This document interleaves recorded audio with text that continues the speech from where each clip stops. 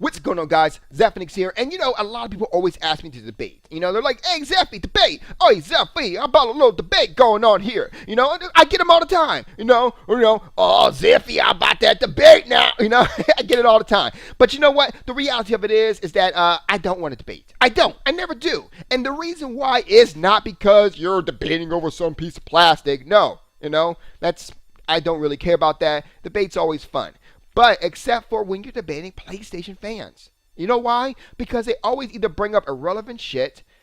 They do more ownage of themselves than you can actually do ownage of them. Like, I'm seriously, like in most cases when I used to debate PlayStation fans, I would try to keep up with how much they're owning themselves. I'm like, I can own him more than he's owning himself, but it never works out that way. He winds up owning himself way more than I can own him. And I gotta say, well, dude, this was a waste of my time because, I was going to come out and destroy you, but you destroyed yourself way more than I can destroy you. But that's happened so many times. And to the point where, like, they start bringing up irrelevant bullshit, which is also a form of ownership, such as this guy right here. So, Jack Move Johnny, you guys already know him, owned himself many, many, many a times. But let's go ahead and talk about it. I'm going to read you the transcript and then kind of talk through it here. So, he starts off. Now, this was the video that I did when I was talking about the low scores of the AAA titles that the PlayStation 4 had to offer versus the scores that the actual Xbox One had to offer. So, of course, he starts off with, "Have fun playing local cycle, silly ass nigga." Now, keep in mind, I ain't worried about what he says in terms of what he, like I said before, we already know that what you say on computer versus what you say in real life are two different things. So I'm not really worried about that particular part. But here's the situation.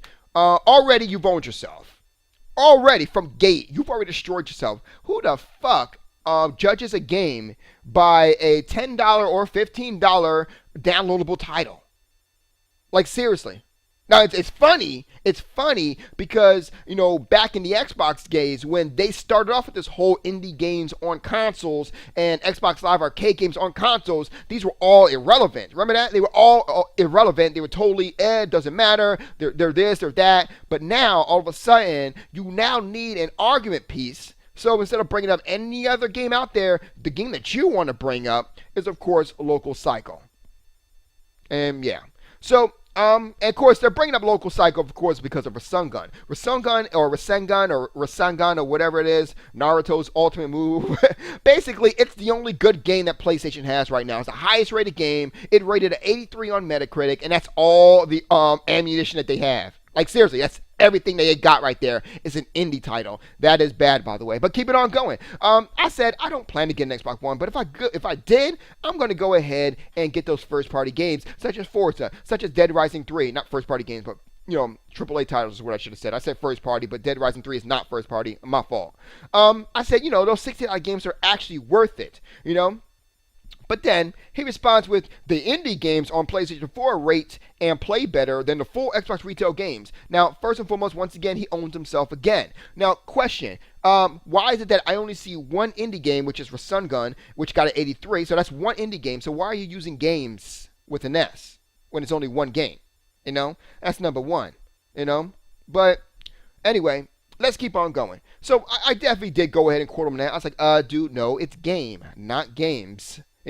Like I said before, I can always give love. Even if I'm talking against the system, you always got to give love to where the system actually has a strong points. In this particular case, it's an indie strong point, but I don't see the reason of buying a $400 or $500 console for indie games. It's funny because that's the same argument they use for Xbox. That's the same Xbox 360. That's the same argument they used for PC. But then all of a sudden, it's now you want to buy a console for indie games. Okay, sure, why not?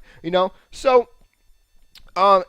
Potts apparently, Potts came up here and he says, "Come on, Dead Rising 3, the only good game the Xbox has is Forza, and even that was gimped." Now, I don't know about gimped. I don't really, whatever. But Johnny responds with, "Exactly." Now, here's the thing, dude. You just kind of owned yourself again. You both owned yourselves. Because Dead Rising 3 got a 78 on Metacritic. All the same, Killzone Shadowfall, Knack, both of them they voted in the yellow. 73 and 56 respectively. So, like, what are you talking about? Dead Rising 3, granted, it doesn't seem like a real good game. I'm not going to pay $60 for it. I got to kind of take that back. But it did rate in the green. So, I'm just saying, most, if not all of these reviewers think that it's better than Killzone Shadowfall and Knack. I'm just saying. And notice I'm not talking about the indie games. I'm not talking about the Xbox Live Arcade games. Why? Because I don't judge a console. I don't judge anything based off a $10 or $15 game that you can get on for download. I don't judge them on that. You shouldn't. But whatever. So I said, okay, let's take that comment for true. By that logic, PlayStation ain't got shit to play, because seeing how both Killzone Shadowfall and Knack got lower scores than Dead Rising 3, So like I said before, just said exactly what I said. Responses?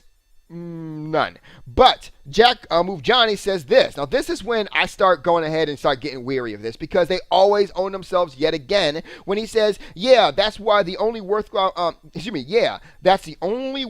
game the PlayStation 4 will ever get. Right. No, that's not what I said. Number one, it's not what I said. See, in order for them to actually get a valid argument in their eyes, they have to go ahead and kind of change what you actually said. That's number one. Number two, if that is the case, then doesn't that qualify for the Xbox One as well? Especially since there's some announcements coming in a couple of days for Xbox One. But I'm just saying. So you've already made every single piece of argument that you ever said irrelevant by this one particular comment. But keep it on going. Not to mention, I'm having fun with these free-to-play games and 2K currently. Okay, now we also got a problem here. We're talking about launch title exclusives, and you're bringing up free-to-play games and 2K currently. So 2K is a multi-platform game. So why are we bringing that up? Number two, the free-to-play games that is on PlayStation is also on the PC, which I personally use to count them as exclusives, but you guys don't want to count them as exclusives. You guys are the ones who said, no, these are not exclusives. These, PC is also a platform, so therefore it's not exclusive. Okay, so it's not exclusives. So now you kind of owned yourself multiple times in this one particular comment already. So your point is invalid, good sir. Whatever's whatever. Face it, the Xbox One has a higher price for less games and bullshit apps behind a paywall.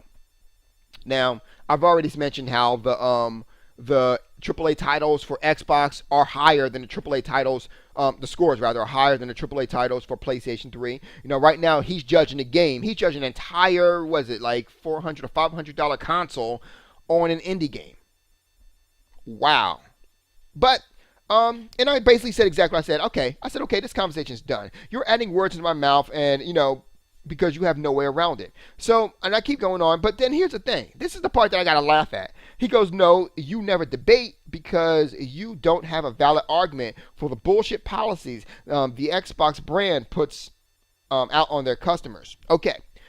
So there's a couple things wrong with this. Now I could point out the fact that how the fuck is an Xbox brand gonna put something out on the customer? No, that would be the actual company like Microsoft. But whatever. He might not know between a brand and a company, but that's beside the point. We're not gonna hold that against him. Here's the thing. Number one, let's go back to what you said. Okay, and I'm gonna go ahead and bring up some valid arguments against what you just said about that whole paywall part is what he's referring to. So, question, if they're bullshit apps, who the fuck cares if they're behind the paywall? I'm just saying. Number two, you can stream video from your Windows 7, Linux, Mac, Windows 8, all these things. So there's no need to even bother with the whole paywall thing if you can actually stream videos from one to another, right? That's correct. So what does it matter for apps behind a paywall that you don't need to use? Now, let's go ahead and also talk about some other types of gamers, such as the Xbots or the the avid Xbox gamer. Now, between these two guys, and keep in mind, we're also going to add in the advanced gamers. These guys the third one is the guys who game no matter what. They don't give a fuck about what console they sport or anything like that. They just want to play games. Now, here's the problem with that. All three most likely already pay for Xbox Live. So what does it matter in terms of a paywall or whatever? What does it matter? And I know we're not talking about playing online. Obviously, we're not. Why are we not? Because, it was an argument at first, but now the fact that PlayStation 4 now requires you to pay to play online, it's okay now. It's okay. It's okay. But anyway, moving on. So, yeah, dude, I hate to break this to you, but, yeah. It doesn't matter to those three types of guys, so that's already irrelevant. So it seems to me that when it comes down to the whole paywall situation, it's only relevant to PlayStation gamers who actually have no kind of argument whatsoever. Because let me ask you this: the fuck is you bringing up apps? Why would a gamer bring up apps as an valid argument when talking about gaming? Like seriously, how did you even think that you guys have you become so desperate that that's exactly where you aimed for? I'm just saying. When I look at a system, now I'm not gonna lie. PlayStation, I bought it originally because it played Blu-ray, it played Netflix, it played Amazon, and it played Hulu Plus. At the time, I had Amazon, and it was the only thing that was playing Amazon at the time. So, yeah. But here's the thing. Yeah, when I bought my gaming console, the game console that I originally was gaming on, which was at the time the Xbox, I bought it for the games. Who the fuck gives a damn about the apps on a system that they bought for gaming? You know, I'm just saying that shit don't make no sense for you. Don't make no sense at all. And then at the same time, let me go ahead and bring up an old argument. An old response, and that's that you can watch Netflix on PC. You can watch Netflix on your tablet. You can watch Netflix on your phone. Hell, I even got other devices that I can watch Netflix and Hulu Plus on. So, question.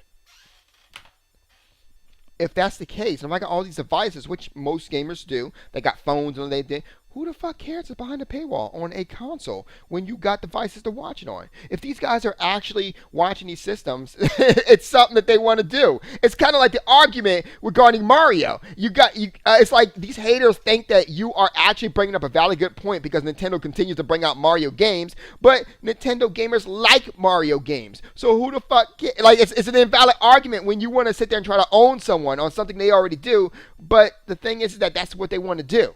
So it's not a really valid argument. So no matter how you look at it, it's an invalid argument. From the one aspect of the fact that these guys don't give a, there's certain type of gamers who don't give a fuck about apps. There's the fact that you're a gamer trying to bring up apps in a subject about gaming. And then there's the part about the fact that it's also half irrelevant for those who, like myself, who have an Xbox, who don't actually go ahead and have Xbox Live, but does have Netflix because he can stream it on a whole bunch of other devices. So what are you talking about? It's sad. It's sad it's sad a couple of things, but at most point, this is how desperate PlayStation fans are when they want to try to get into an argument here, or they try to get into a quote unquote debate, and their best attack is your apps are behind a paywall. The same paywall that you obviously bought an Xbox 360, so there's a good chance that you're going to pay for Xbox Live anyway. And because, so their argument is that you're behind a paywall that's already paid for other things, and you're basically just getting that extra stuff tacked onto anyway. Now, man, like I said before, whatever's whatever in your boat. I'm done. You guys have a good night. Zeph out.